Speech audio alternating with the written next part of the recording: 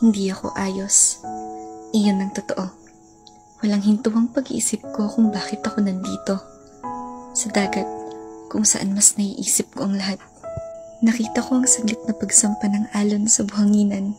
Nag-iwan ito ng marka sa lupa bago tuluyang mang-iwan.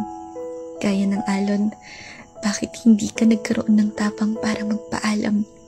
At kagaya ng lupa, bakit paulit-ulit pa rin kitang pinapayagan? Hindi na tayo ayos. Iyon ang totoo. Pero hindi ako umalis kasi habang hindi pa kita naririnig na nagpapaalam, ay alam ko pareho pa rin tayong lumalaban.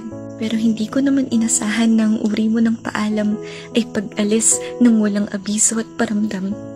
Hinanap kita. Hinintay, sinundo kahit hindi alam kung saan.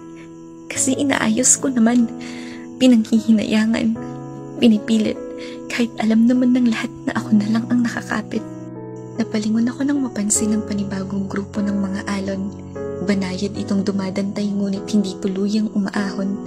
Alalay ang gapang, nananantya at hindi rumaragasa. Parang ikaw, bago ka mawala. Hindi gaya ng alon na to, sana hindi ka naduwag, na huminto at magpaliwanag. Kasi kung gusto mo na palang umalis ay papayagan naman kita. Pero bago ang lahat ay sabihin mo munang meron ng iba.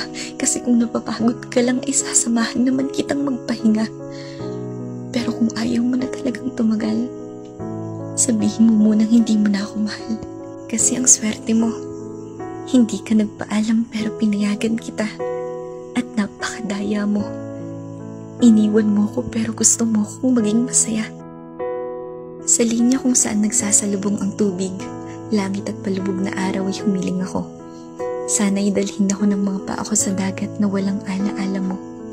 Dahil pag sinayang pa ulit ako, hindi ko na alam kung saang pasipiko pa ako hihingi ng saklolo.